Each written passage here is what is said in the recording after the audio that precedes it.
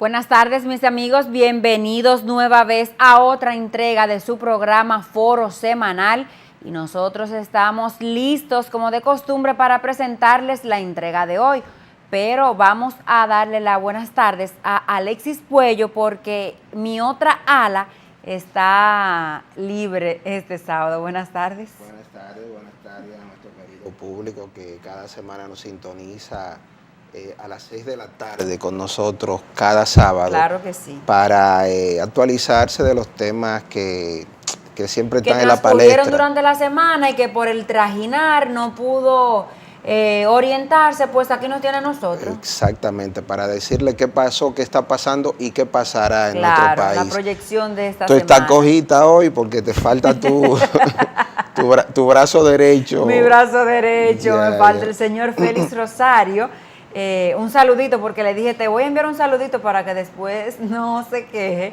Ahí te estoy enviando tus saluditos. Yo espero que el próximo sábado esté por aquí con tus orientaciones a tus televidentes de Foro Semanal. Pero vamos a entrar en materia. Pero no fue María que se lo llevó. O sea, no. Será otra gente que se lo llevó, Bielka, no sé quién, pero María no fue.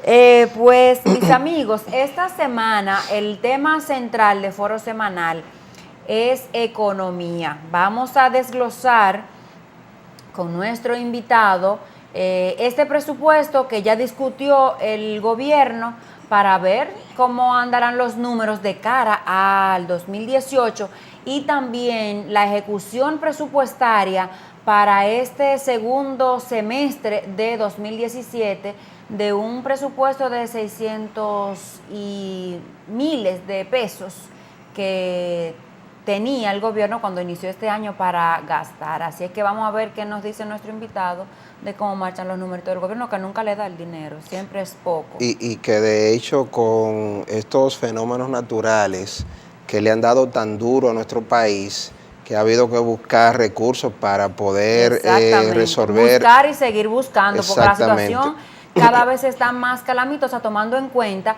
que al día de hoy, una semana después del paso del último fenómeno, todavía hay comunidades inundadas. Anegadas todavía.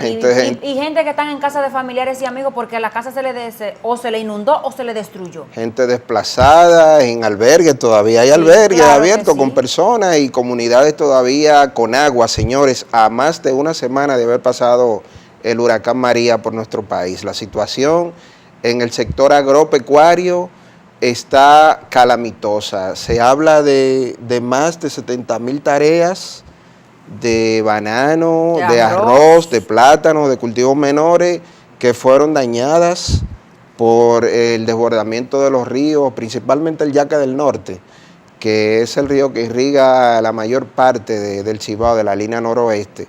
Y en esta parte, que es una parte baja, allá en Montecristi, Mao, hizo estragos. Lamentablemente, ahí los agricultores, los productores agrícolas están diciendo que el gobierno tiene que ir y hablar con ellos de deudas. ¿Y a cómo vendrán los plátanos ahora? Porque si antes de esos dos huracanes tú dabas 15, 12, 13 por unos platanitos de este tamaño, que yo, que soy de muy buen apetito, tendría que comerme 3 o 4. Bueno, se pondrán a 20 pesos, como aquella vez que el ministro, tú dabas 28 pesos ya lo o 30 sabes, no te lo comí.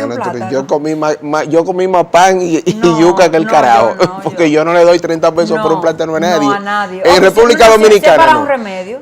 Solamente yo voy a cenar con eso, o alguien en la casa, que hay que darle. Pero para comer, hay más cosas, yuca, hay yautía. Claro que sí, yo eduqué mi estómago en ese sentido.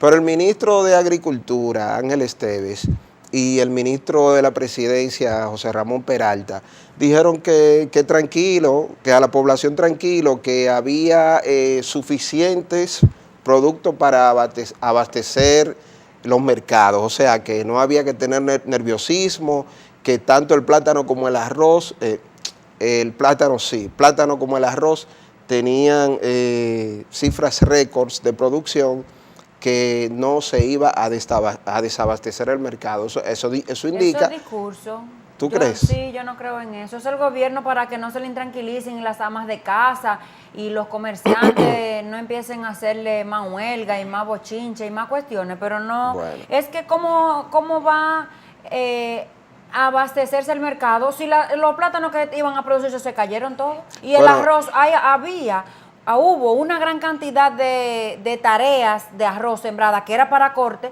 y se perdió. Bueno, no sé de dónde lo van a abastecer. Si lo traen, lo van a vender más caro. Y el que tiene su producto guardado y lo saca al mercado y no hay, lo va a vender más caro. Porque la ley de la oferta y la demanda, ¿qué se va a aplicar? Yo tengo una preocupación con los plátanos. Con el arroz. Porque con los plátanos en el sur no hubo el problema, el problema de las inundaciones como lo hubo. Quedó intacto. No, el plátano baraonero se quedó sin problema ahí tranquilo. Sí. El problema está en el arroz, porque Montecristi, que genera más del 20% del arroz que se consume en el país, ese arroz se fue a pique. Claro. Y Duarte, la provincia de Duarte, que es una provincia arrocera, eso es la provincia arrocera por demás, está bajo agua. Sí. O sea que... No sé bajo qué forma el gobierno va a suplir. Bueno. Yo voy a ver, pero de entrada yo no creo en lo que dijeron esos dos funcionarios. Que me disculpen, pero no. Queremos estar tranquilos. Realmente sí. Me gustó. A ti no te gusta mucho que yo hable de Miguel Bejarán, el director general de Desarrollo Fronterizo. Me gusta, lo que pasa es que pero si me hace el programa completo, no de Montecristi y Miguel Bejarán. Lo que pasa es que hay que citarlo. Hay que citarlo por la responsabilidad que asumió. Tú sabes que es un funcionario del gobierno. Claro. Y como tal, pues hay una línea siempre que se sigue, que todo está bien. Exactamente. Sin embargo, él llamó la atención del gobierno para que vaya en auxilio de los productores a negociar con los productores. O sea, esos productores deben ya una cosecha que se perdió, que no tienen cosecha, tienen una deuda y tienen que seguir produciendo. O sea, es asentarse con los productores. Busque la solución, porque tienen ellos que pagar unos millones que no le van a sacar provecho, porque esa producción bajo agua ya, que se perdieron. Eso es como que tú compras un carro para taxiar o para conchar o para vender. Te roban el carro, pero tú estás pagando el carro a crédito, tienes que comprar otro carro para seguir trabajando. Es el mismo ejemplo. Exacto. Ese es el mismo ejemplo. Pero otro tema, Alexis, porque ese tema está importante, pero igual tenemos que tocar otro, y es que por fin, si no se va a armar una crisis peor, es que por fin le quitaron la administración a la Jun Corporation del vertedero de Duquesa. No puede ser peor la crisis. Pero es que ahora retiraron la maquinaria, entonces el gobierno va a alquilar maquinarias ahora y no le y la Jun tiene más dinero que el gobierno para alquilar maquinarias. Bueno, pero no puede ser. Pero, ¿y esas maquinarias ahora no van a costar más? No, pues y el manejo, el gobierno tiene los técnicos para de entrada, porque está bien que los puede capacitar y demás, pero ¿y de entrada? Por ejemplo, el mismo día que se emitió la sentencia o al día siguiente que ya le quitaron a la Jun la administración, había un caos para depositar, porque ellos se llevaron los equipos. ¿Cómo van a hacer el depósito? Bueno, Mari Carmen, había y hay un caos. Sí, ¿no? Porque es un problema que no lo van a resolver en 2 o 3 días. Como tú dices, hay que buscar la maquinaria, hay que capacitar al personal que va a manejar esos desechos sólidos en ese vertedero. Pero nosotros somos un país con experiencia de ello, porque la Jun no tiene toda la vida manejando los vertederos en el país. Tiene mucho tiempo, sí, en Duquesa, pero aquí hay personas capacitadas para hacer ese trabajo con eficiencia. El problema es que hay que sacar a la Jun, porque es una medida cautelar, o sea, sí, eso no define el problema en lo inmediato, pero la Jun tiene que salir de Duquesa, porque no podemos tener una situación permanente de insalubridad en el Gran Santo Domingo, porque hay gente que cree que esa situación nada más le afecta a Santo Domingo Norte. No. Como dijo el alcalde René Polanco, que llamó la atención y dijo que 3.5 millones de personas están bajo la influencia de lo que pasa en ese vertedero. Que cuando ese vertedero se cierra y toda esa basura se queda en los vertederos improvisados que se hacen aquí en la ciudad capital, la salud del pueblo dominicano se pone en peligro. Sí, eso es verdad. Vamos a ver, ojalá y este sea el primer paso, como dijeron algunos diputados que reaccionaron ante esta medida que tomó el Tribunal Superior Administrativo de quitar la administración a la Home Corporation de este vertedero. Ojalá y sea este el primer paso. Hay quienes dicen que no debe quedarse solo ahí, además del manejo adecuado que esperan les dé la nueva administración a este vertedero. Dicen que la JUM debe ir a la justicia para que explique la adquisición de los terrenos que para muchas personalidades pues lo adquirieron de manera irregular y tienen que explicar de dónde vino. Tú recordarás. Aquí hay demasiada gente que sabe de basura. Tú recordarás. Por ahí anda un Onofre Rojas, por ahí anda un Domingo Contreras. Sí. O sea, aquí hay demasiada gente que sabe de manejar basura. Y recordaremos la situación que se suscitó cuando se dijo que el contrato pasó por la Cámara de Diputados y luego de la Comisión de Contratos de la Cámara de Diputados a hacer una investigación, comprobó, según ellos, que ese contrato nunca pasó por el Congreso y que hubo falsificación de firma en el contrato de venta. 1000 comisiones del CEA, de allí, de aquí, nadie no se ha hecho mucha cosa. ¿Tú llegaste a ver realmente los títulos de los terrenos? No se ha hecho mucha cosa porque parece que él o los propietarios de la JUN son todopoderosos. Muy poderoso, muy poderoso y con muchas influencias en este gobierno. Dice un diputado del PLD por Santiago que deberían estar presos y hay personas que comulgan con esa posición porque someter el país a toda esta situación y nada le ha pasado porque aún le quitaron la administración, eso es temporal y está por verse. Yo lo que creo que más que preso a ellos hay que quitarle la administración de ese vertedero y punto, porque ¿qué es lo que nos preocupa? ¿Que ellos caigan presos o que finalmente la basura, el manejo de los desechos sólidos en nuestro país, específicamente en esa zona que ha dado tanto trabajo, se resuelva? O sea, finalmente que se resuelva, que ellos salgan de Duquesa y que venga una administración responsable a manejar ese problema de tantos años que tenemos en nuestro país. Hay muchos otros temas que conversar, pero nuestro invitado central ya está listo para conversar con ustedes y nosotros. Así es que vamos a pausa y tras los comerciales iniciamos esta entrevista central en el día de hoy con el economista Antonio Ciriaco Cruz. Con él hablaremos de muchos temas en el ámbito económico, que él es un catedrático y experto en esta materia. Así es que con él estamos de regreso. Vuelve el evento empresarial más importante de República Dominicana, Semana MIPYMES 2017, en su tercera edición. Un evento diseñado para presentar oportunidades y soluciones a micro, pequeñas, medianas empresas y orientación a los emprendedores, exhibiendo las herramientas disponibles para impulsar su desarrollo en el país. Semana MIPYMES 2017, del 18 al 22 de octubre en el Hotel Dominican Fiesta. Semana MIPYMES 2017, conectando a las MIPYMES a un mundo digital. Ministerio de Industria, Comercio y MIPYMES. La jornada escolar extendida, asumida por el gobierno dominicano como una política de Estado, está generando una verdadera transformación del sistema educativo con beneficios para la familia y la comunidad. Ahora tenemos mejores condiciones laborales y un ambiente digno. Estamos contentos, aprendemos más y venimos a la escuela con amor. Con la tanda extendida podemos trabajar tranquilas porque nuestros hijos están seguros.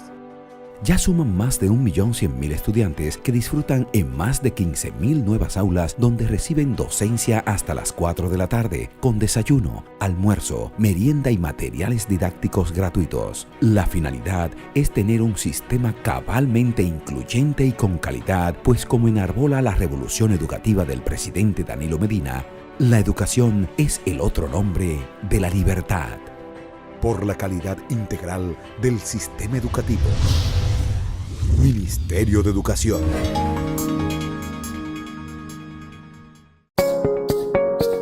La gestión de Rubén Maldonado al frente de la Cámara de Diputados cumple sus primeros 30 días y en este corto tiempo ya ha logrado poner en marcha algunos de los programas y proyectos que anunció en su discurso de toma de posesión. El objetivo de acercar la Cámara de Diputados no solo ha sido para con los ciudadanos, sino que además se extiende hasta los sectores productivos. Ese es su compromiso y ese, sin lugar lugar a dudas, será el resultado de una gestión que, como es evidente, inicia con la pasión y las energías necesarias para alcanzar el éxito.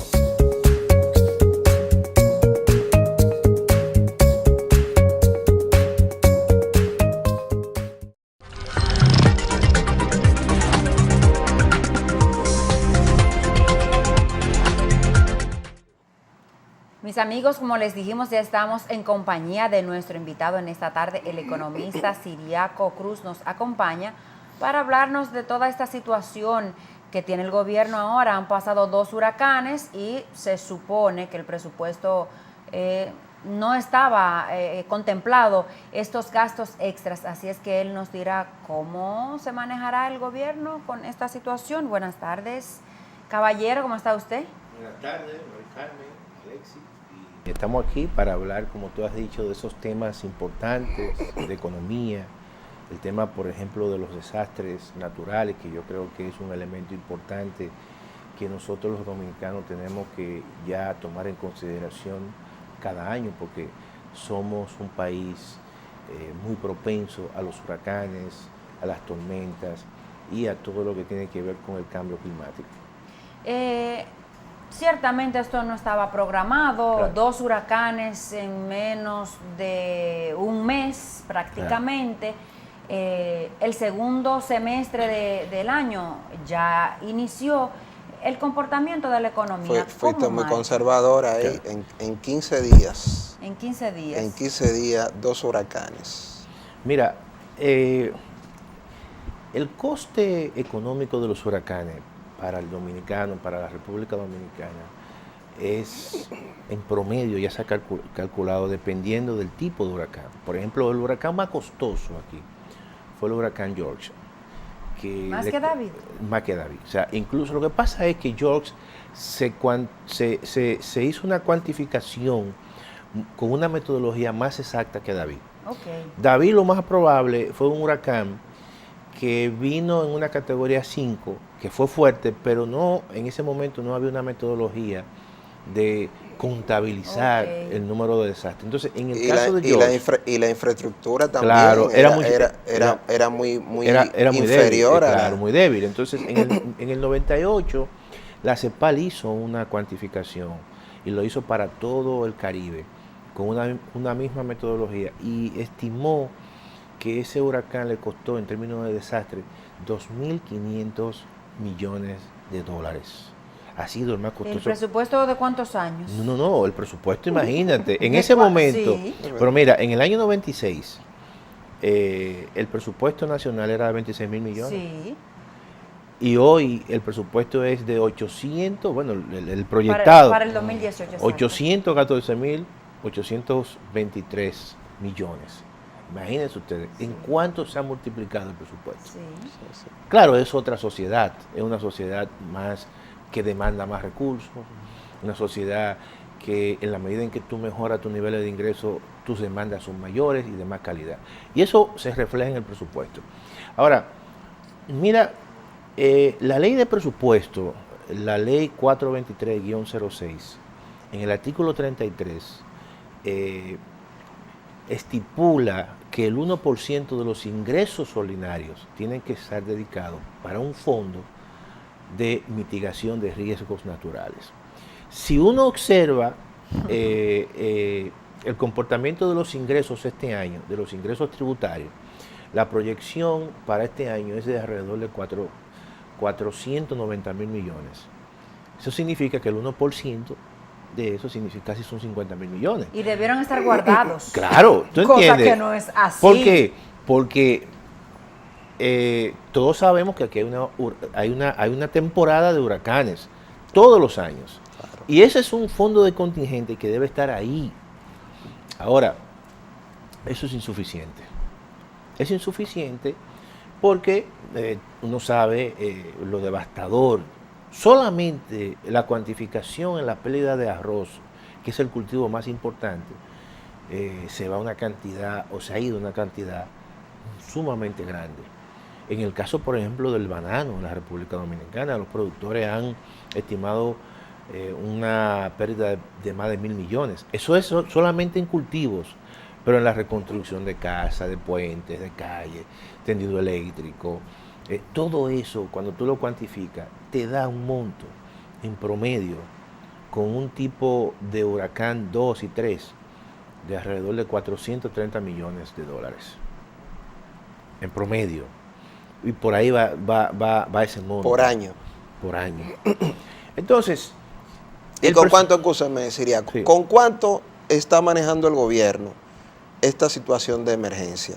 Mira, yo creo que el gobierno obviamente debe usar ese fondo, pero también el presupuesto le da el 5% de manejo discrecional de los ingresos ordinarios para el presidente de la República. Sí, señor. Entonces el presidente de la República anda como si fuese Santa Claus con una bolsa de dinero, que él puede disponer.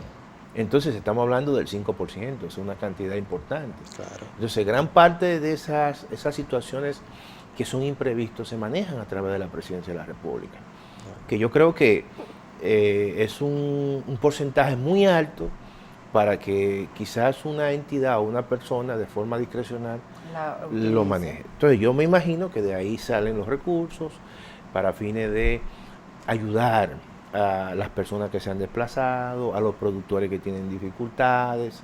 Entonces eso es un elemento... Pero cuando hablamos de discrecional, que es un término...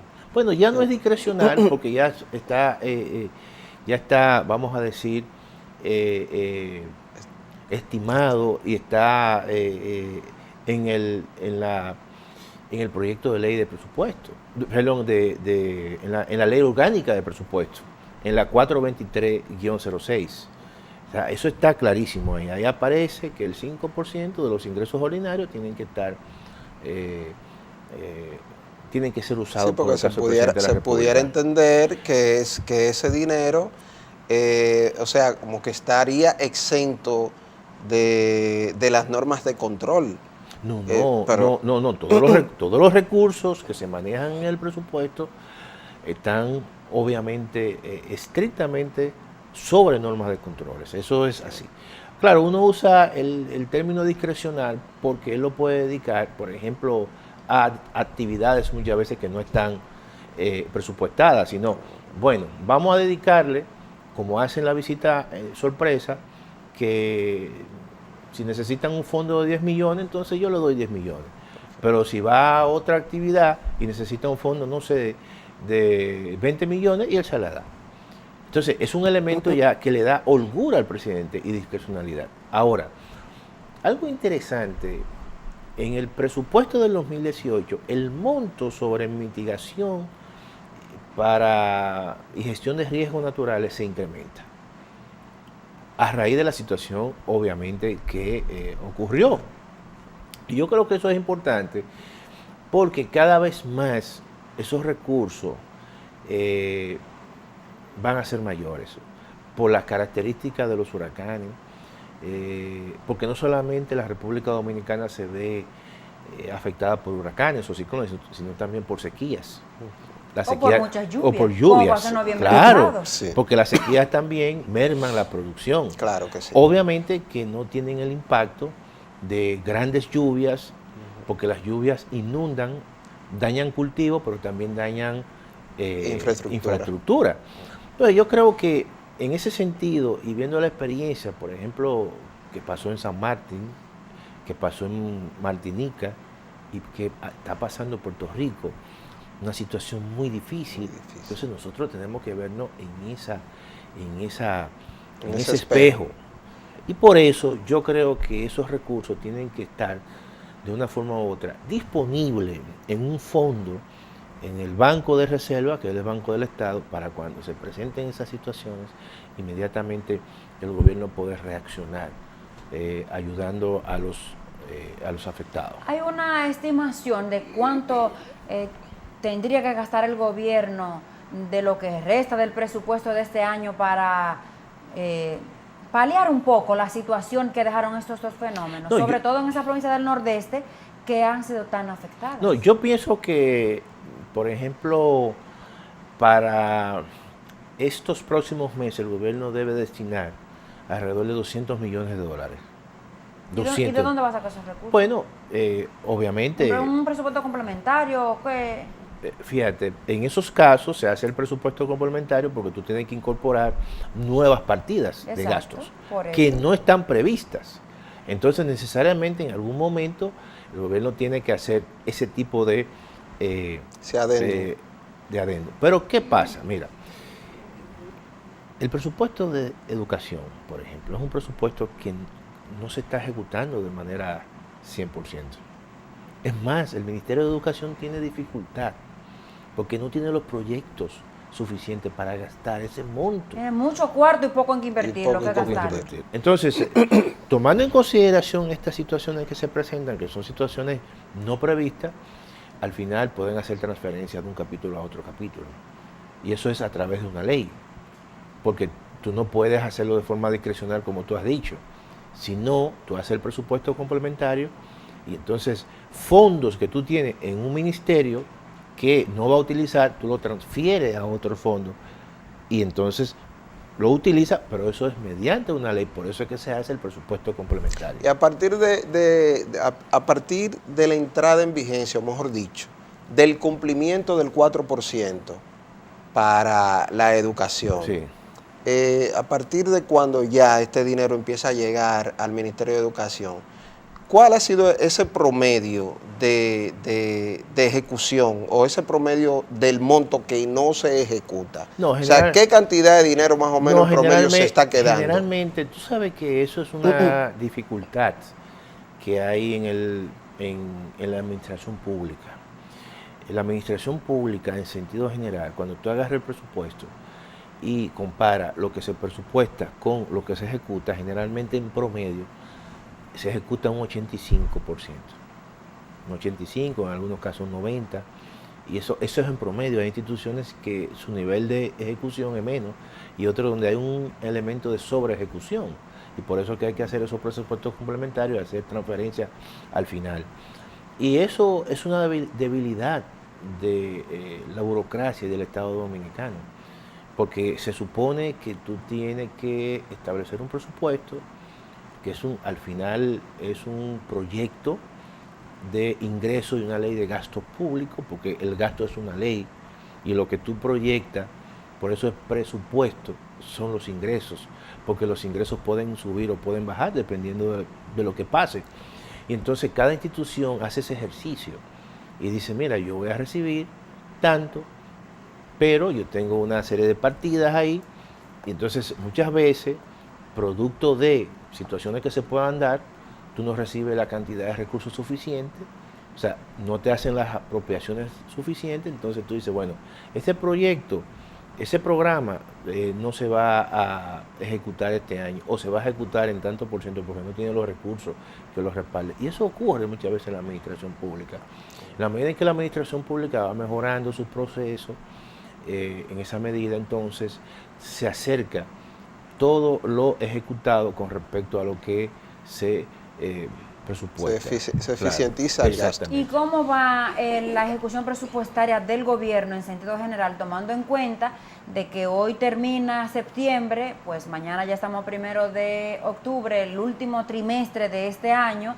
y el presupuesto de 663 mil millones, el de este año. El de este año. Sí, ¿Y cómo anda la ejecución presupuestaria? Mira, yo creo que el gobierno puede tener dificultad. Mira por qué. Porque al principio de año el gobierno estimó un nivel de crecimiento de la economía entre 5 y 5.5. ¿Qué ocurre con eso? Que se supone que cuando tú estimas el crecimiento de la economía, los ingresos tributarios van a crecer por lo menos en esa proporción. Pero ¿qué ocurre? En el primer semestre, cuando el Banco Central observa el comportamiento de la economía, observa que la economía no va a crecer un 5 ni 5.5, sino un 4. Entonces, un proceso de desaceleración. Eso significa que los ingresos esperados del gobierno, las recaudaciones pueden bajar, siempre y cuando entonces tú no mejores la eficiencia o tú no disminuyas la evasión, que muchas veces eso es un problema. Entonces, lo más probable que este año el nivel de ejecución quede muy por debajo de lo que se ha presupuestado, por una situación sencillamente de que se pueden haber caído o los ingresos estimados quizás no son al final lo que... Bueno, ya lo sucedió que en el segundo trimestre. Claro. Eso ha sucedido. La DGI, porque miren, hay 3 formas que el gobierno puede recibir recursos. 3 fuentes. La DGI, que es donde básicamente entra el grueso de los ingresos, los fondos generales, que es a través de la tesorería, y también la Dirección General de Aduanas. Entonces, cuando uno observa que los ingresos caen por aduana, entonces uno dice, bueno, algo está pasando, se está importando menos, porque todo lo que entra por aduana son productos que se importan. Esas importaciones pagan un arancel. Entonces eso es un elemento importante. Entonces, esas son las cosas que se dan en las economías, que muchas veces lo que tú proyectas para un año, al final no lo cumple o no lo alcanza, porque se dan situaciones que están muchas veces al margen de tu alcance, de tu voluntad. Entonces, eso ocurre con lo proyectado a percibir por la DGI, ¿cómo marcha? No, las últimas informaciones están incluso por encima de las expectativas esperadas. Porque la DGI, nunca es suficiente. Porque la DGI, mira qué pasa, la DGI tiene un programa muy agresivo de disminuir la evasión, sí, de atacar la evasión y de incorporar nuevos negocios y hacerlo que se formalicen. Pero aún así, Ciriaco, ellos se quejan de que la evasión está todavía en niveles muy altos en el país. Eso es así, por ejemplo, la evasión del ITEVIS, que es un producto, que es, por ejemplo, el impuesto más importante que hay. Cuando tú analizas la estructura tributaria en la República Dominicana, el ITEVIS representa alrededor de, los impuestos a las mercancías y servicios están como un 56%. Estamos diciendo que solamente por ITEVIS aquí se recaudan más de 200 mil millones de pesos. Solamente por ITEVIS. Y entonces, ¿qué ocurre? Cuando tú observas cuál es el rendimiento de ese tributo llamado ITEVIS, hay un 45% de ITEVIS que no se puede recaudar por diferentes razones. Y el impuesto sobre la renta también pasa igual. El presupuesto para el 2018, que está pendiente, por supuesto, de aprobación en el Congreso, pero que ya salió del Poder Ejecutivo, es de 800 y tantos 14.000 de millones de pesos. No hay contemplado aumento salarial, falta el pacto fiscal y el pacto eléctrico por realizarse, por ejecutarse, por darse. Pues hay conversaciones de uno y de otro, pero ninguno se materializan. Claro. Me gustaría que analicemos estas aristas luego de esta pausa. Claro. Tras los comerciales, continuamos con esta conversación con el economista Antonio Ciriaco Cruz. Con él estamos de regreso. Vuelve el evento empresarial más importante de República Dominicana, Semana MIPYMES 2017, en su tercera edición. Un evento diseñado para presentar oportunidades y soluciones a micro, pequeñas, medianas empresas y orientación a los emprendedores, exhibiendo las herramientas disponibles para impulsar su desarrollo en el país. Semana MIPYMES 2017, del 18 al 22 de octubre en el Hotel Dominican Fiesta. Semana MIPYMES 2017, conectando a las MIPYMES a un mundo digital. Ministerio de Industria, Comercio y MIPYMES. La jornada escolar extendida, asumida por el gobierno dominicano como una política de Estado, está generando una verdadera transformación del sistema educativo con beneficios para la familia y la comunidad. Ahora tenemos mejores condiciones laborales y un ambiente digno. Estamos contentos, aprendemos más y venimos a la escuela con amor. Con la tanda extendida podemos trabajar tranquilas porque nuestros hijos están seguros. Ya suman más de 1.100.000 estudiantes que disfrutan en más de 15.000 nuevas aulas donde reciben docencia hasta las 4 de la tarde, con desayuno, almuerzo, merienda y materiales didácticos gratuitos. La finalidad es tener un sistema cabalmente incluyente y con calidad, pues como enarbola la revolución educativa del presidente Danilo Medina, la educación es el otro nombre de la libertad. Por la calidad integral del sistema educativo. Ministerio de Educación.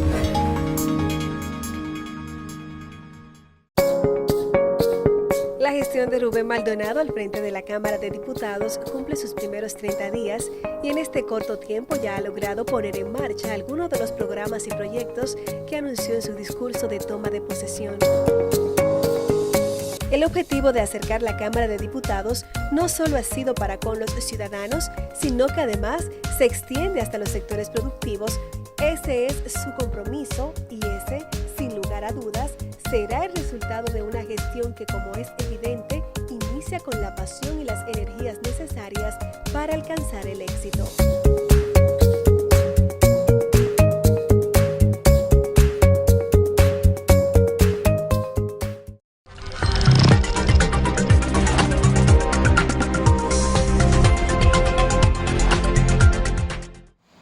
Espero que usted no haya sintonizado ahora, pero si ese fue el caso, estamos conversando con el catedrático Antonio Siriaco Cruz. Él es director de la Escuela de Economía de la universidad donde él estudió. ¿Qué se siente, maestro? Usted dirigir la escuela que una vez usted perteneció a ella como estudiante, ni siquiera como profesor inicialmente. Fíjate que en un principio nunca pensé... No. No.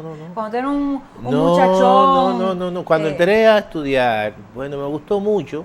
No sabía que iba a estudiar economía. Ah, no, usted no fue con ese propósito. No, yo quería estudiar era ingeniería electromecánica y una amiga, pero no, compañera, un poco de diferencia. sí, compañera del bachillerato, me dijo, pero estudia algo vinculado con finanzas. ¿Por qué tú no estudias economía? Y mira, y te voy... ¿Era bueno con los números? Sí, me gustaba. Incluso cuando me hice la prueba psicológica, me dijeron, pero usted da para los números, para el arte incluso. Ajá. Entonces me dijeron eso, arquitectura. Que por cierto, yo estudié en Bellas Artes, yo soy también pintor. Ajá, y entonces le pegó. Sí, pegó. Pero se tomó muy en serio esos consejos. Sí, pero resulta que cuando fui el primer día a estudiar, ya el primer día de clase, me tocó un profesor, se llama Julio Urbán, está vivo, y me gustó en la forma en que explicó la economía. Y yo dije, pero esto es lo mío.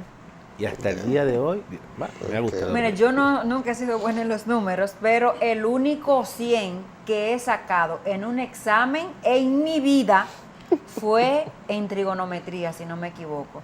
Porque en ese tiempo donde hice el bachillerato se iba a generales, completivo, una cosa así. Sí, así y yo, porque no quería quedarme, yo busqué todas las asesorías posibles que yo pude. Y la profesora, que era muy amiga mía, me dijo, yo no creía esa nota. Yo revisé ese examen 5 veces, a ver si era verdad que tú habías sacado ese 100. Pero yo te voy a decir algo, mi experiencia rápidamente como profesor. Por ejemplo, yo le daba clases a estudiantes de Derecho y estudiantes de Comunicación Social.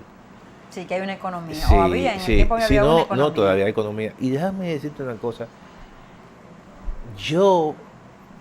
En mis clases, los estudiantes de comunicación social eran excelentes. No, porque ustedes tienen una facilidad que, si bien es cierto que muchas veces los números no son muy amigos, pero entienden los conceptos. Ah, sí, eso sí. Y entonces eso nos ayuda. Construyen un discurso que verdaderamente llama la atención. Sí, y lo hacen muy bien. Cuando yo di economía. Eso es así, ¿eh? Con una maestra que, en honor a la verdad, no recuerdo. No tan específico, pero muy abundante. Claro. No recuerdo el nombre de la maestra. La clase era un poco tediosa porque era en el recinto que está en la zona colonial, señorita. Salomé Ureña. Un viernes a las de 8 a 10 era la segunda. Y era un poco pesado. Iniciamos un grupo como de 20 o 30 y al final creo que quedamos como 10. No más. Entonces salir a las 10 de la noche de la zona colonial y ella se tomaba sus 2 horas. Era difícil, pero yo En ese momento no estaba trabajando, no estaba laborando. Sí, y tenía entonces... Yo vivía, en ese tiempo era la Biblioteca Central. Yo era metida en esa, así dicho en buen dominicano, que inclusive un día hubo una huelga y solo quedamos 2 estudiantes. Yo es que estoy terminando una tarea de economía, claro, que tengo una clase ahorita.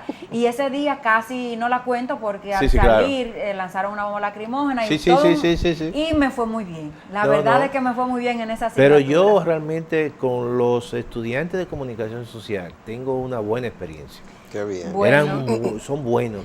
Ustedes saben que los temas de número hay que relajarlo un poco. Por eso este entremés con el profesor Siriaco, para que nos relajemos y pues sigamos entendiendo estos conceptos económicos que él los explica muy bien.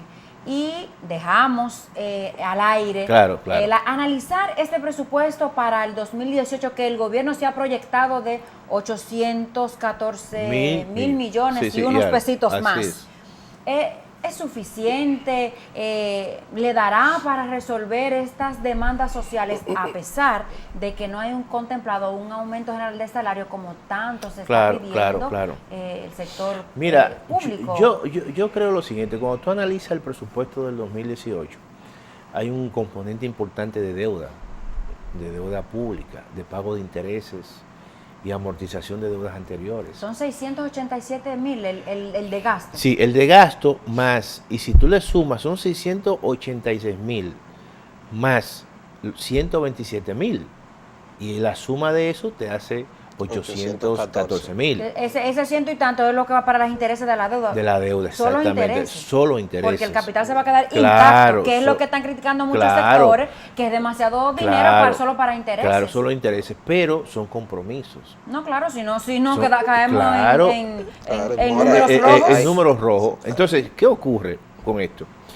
El gobierno también se plantea un déficit de 2.2%. Es decir, este año el déficit es 2.3 y el gobierno lo que hizo fue que disminuyó en 0.1. Prácticamente es igual. Es insignificante. Entonces, ¿qué significa eso? Que ese dinero de déficit el gobierno tendrá que emitir bonos otra vez. Los llamados bonos soberanos. Bonos soberanos o bonos internos. Y entonces, fíjate tú cómo se da esa en principio, para el presupuesto que transcurre, se presupuestó cerca de casi 3.000 millones de dólares en bonos, o sea, 2.700. Sí, 2.700 millones.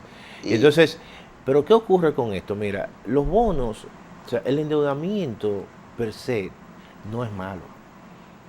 Tú tienes que ser prudente con el endeudamiento. No tener los ingresos para pagar esos endeudamientos a tiempo. Que porque si tú te endeudas, supongamos, y tú lo inviertes en obras importantes reproductivas, esas obras generan producción, y la producción paga esa deuda. Ahora, el gobierno tuvo la suerte de endeudarse porque las tasas de interés en los mercados internacionales estaban prácticamente por el suelo. Era cero en muchos casos. Y eso, el costo del endeudamiento, cuando es así, es muy barato. Pero en la medida en que las tasas de interés a nivel internacional se van incrementando, ¿qué ocurre? Que el endeudamiento que tú haces, el nuevo, es cada vez más costoso. Y entonces, como es cada vez más costoso, cuando viene el presupuesto del próximo año, tú tienes que destinar mayor partida para el pago de intereses. ¿Y qué ocurre? Que mientras más tú le dedicas al pago de intereses, entonces eso tú dejas de invertir menos en hospitales, en educación, en carretera, en arreglo de las calles de muchas comunidades. Entonces tú caes en una trampa, verdaderamente. ¿Y cómo tú rompes esa trampa? Bueno, tú lo decías, María Carmen, o sea, si tú no haces un pacto fiscal, verdaderamente un pacto fiscal, donde tú te comprometas, asumas responsabilidades como Estado. Yo voy a ser un Estado eficiente, voy a ser un Estado, ¿verdad?, que voy a gastar bien, porque tú tienes que decirle a la población que tú vas a hacer. Porque, ¿qué elemento debería tener, perdón que le interrumpa, un pacto fiscal que que vaya en beneficio de la población y que se reduzcan esas deudas y esos gastos superfluos que tiene el gobierno. Porque mira qué ocurre. Un pacto es un compromiso, es un contrato social importante, donde tú básicamente estableces los lineamientos de cuál es el modelo social que tú vas a querer. La población te exige buenos servicios, nosotros exigimos buenos servicios, que no se vaya la luz eléctrica, que las carreteras sean buenas, que tú le pagues bien a los policías, que haya está agua consignado, potable. que haya agua potable. Entonces, cuando tú le dices eso al gobierno, te dice el gobierno, bueno, lo que pasa es que yo no tengo recursos suficientes, la presión tributaria es bajita. Entonces debe haber una ruptura y el gobierno debe decir, mira, está bien, yo me comprometo a mejorar el gasto público, a ser eficiente en el gasto público, a revisar nómina para ver qué cosa es necesaria y qué cosa no es necesaria. Y cuando tú estableces ese compromiso y la sociedad ve que va en serio, la gente paga, la gente lo paga, porque yo te hago una pregunta. ¿Aquí hubo problema con el 4% de la educación? No, la gente verdaderamente se siente contento, en parte, porque fue una especie de un acuerdo. Y el gobierno tiene que seguir mejorando el gasto en educación, y básicamente en educación preuniversitaria. Porque tú sabes cuánto le están dedicando en el presupuesto del 2018 a educación, 152 mil millones de pesos. Y ese 4%, aunque es un 4%, pero crece de manera absoluta con el crecimiento de la economía. ¿Tú estás entendiendo? Entonces, cada vez más, eso en términos de volumen, en términos de valor, es mayor. Entonces, si tú no tienes un ministerio de educación que diga, mira, vamos a invertir eso en esto, o sea, el dinero le va a sobrar a esa gente, no saben qué hacer. Profesor, en sentido general, el gobierno de Danilo Medina lleva 5 años. Sí. Y sigue caminando.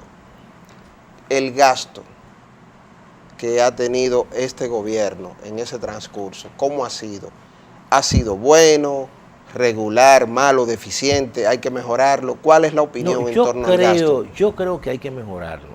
Mira, yo creo que el sector público, cuando uno ve, si queremos ser un país desarrollado, verdaderamente desarrollado, yo creo que debe haber sacrificio por parte de los políticos. Y es así, tiene que ser así. Por ejemplo, no es posible que tú vayas, no sé, al Congreso Nacional y tú encuentres que en el Congreso Nacional hay cosas que no deberían ser así. O sea, como por ejemplo. Por ejemplo, no sé, las exoneraciones. O sea, ¿tú crees que es posible, por ejemplo, que un congresista se pueda ir, ¿verdad?, por el barrio donde se crió, no sé, en un carro que sea un Rolls Royce, ¿no? O sea, eso no es posible. Eso no ocurre en España. Eso no ocurre en Finlandia. Eso no ocurre en países desarrollados. No es verdad. Ni señas de los problemas que tenemos. Entonces, eso en países donde todavía nosotros hay gente pobre. Mira, tú sabes que todo este problema no desvela la pobreza. O sea, la gente viviendo, por ejemplo, en zonas vulnerables. Claro que sí. Y entonces cuando viene oye, a uno le duele eso verdaderamente. Entonces, claro que sí. Yo creo que ser servidor del Estado es también asumir un sacrificio y asumir un ejemplo. Por ejemplo, Pepe Mujica, que fue presidente de Uruguay, ¿qué andaba Pepe Mujica? Un cepillo. ¿Tú entiendes? Él decía, yo soy el hombre más feliz. Oye, y al final, cuando tú haces así, tú tienes como esa legitimidad ante la sociedad, que la gente te ve y dice, oye, ese tipo. Profesor, pero la sociedad dominicana está preparada para ver a sus líderes, a sus políticos que en ciertas comunidades, de ciertos puntos de vista, a veces la gente lo ve como estrellas de cine, de Hollywood, héroes. ¿Está preparada la sociedad para ver a un político dominicano en un cepillito, sin escolta, en un Lada, sin escolta, sin chofer? Pero mira, yo creo que la gente al final te reconoce eso. Mira, yo recuerdo que cuando en el año 1996 Leonel se inicia como presidente de la República, el doctor Leonel Fernández iba a la librería a Centro Cuesta del Libro. Al inicio, porque después... Al inicio, y todo el mundo, oye, tú tenías la oportunidad de hablar con él. Yo me imagino que dejó de ir porque también la gente abusa mucho. Claro que sí. O sea, no le da tiempo, porque si tú vas a un sitio a leer un libro, entonces tú encuentras necesita gente, privacidad y eso. Pero yo lo que te quiero decir que eso la gente le reconocía, ese acercamiento. Luego, después, se alejan, entonces dicen, no, pero mira, después que está arriba, ¿verdad? No quiere... Pero lo que te quiero decir, este presidente de ahora, profesor, el licenciado Danilo Medina, tiene se habla de que es muy frugal, de que es muy sobrio, o sea, no, porque usted menciona a Leonel Fernández. No, yo puse el caso de sí, Leonel, yo entiendo. pero tampoco quiero, tú entiendes, que se vea. Es cierto, o sea, tú lo has dicho, o sea, el presidente de la República, ¿verdad?, va los domingos. Una persona cercana. Pero eso se debe generalizar, a eso que me refiero, porque después la gente no se lo reconoce. ¿Tú estás entendiendo? O sea, claro. Entonces yo creo que eso sea no algo individual, sino algo totalmente extendido. Pues yo le toco el tema, profesor, porque yo sé a qué usted se refiere, a esa cercanía, o sea, esa sencillez que debe de tener el político.